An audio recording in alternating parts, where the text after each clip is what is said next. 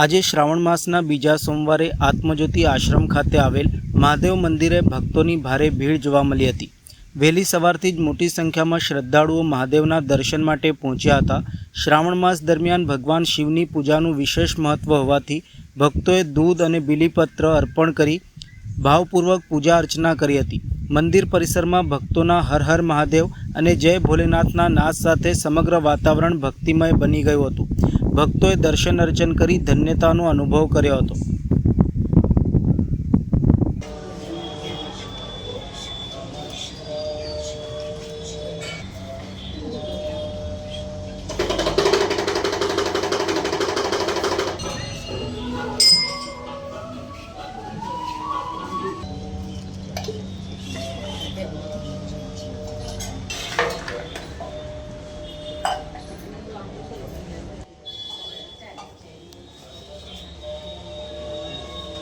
ઓમ નમઃ શિવાય।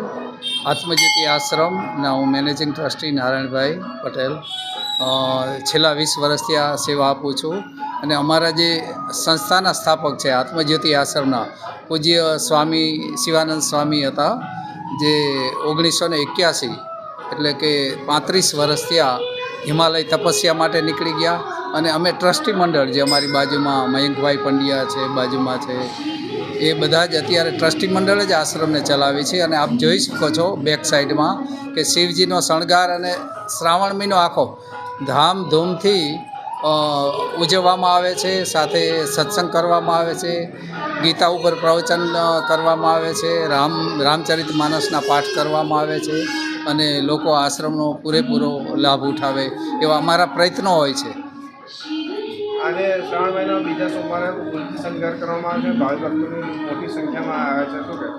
હા, એ એક અમારી ગુરુની દિવ્ય ચેતના કામ કરી રહી છે। આજે વર્ષો પહેલાં આવા હિમાલયના તપસ્વી જે દુનિયાભરમાં દરેક દેશોમાં આપણા સનાતન સંસ્કૃતિનો જેને પ્રચાર કર્યો છે, બહાર 10 વર્ષ સુધી દુનિયાના કોઈ દેશ એવા નથી કે જ્યાં આપણી સંસ્કૃતિનો પ્રચાર નથી હોય। ત્યાર પછી એ ભારતમાં પાછા આવ્યા અને આશ્રમ સ્થાપી અને ટ્રસ્ટીઓને હેન્ડઓવર કરી અને હિમાલય જતા રહ્યા। એ ગુરુની ચેતના જ કામ કરે છે, જેથી કરીને સવારના 6 વાગ્યાથી રાતના 10 વાગ્યા સુધી અમારે કન્ટિન્યુ આશ્રમ ખુલ્લો રાખવો પડે કે દર્શનાર્થી સતત હોય છે, તમે જોઈ શકો છો।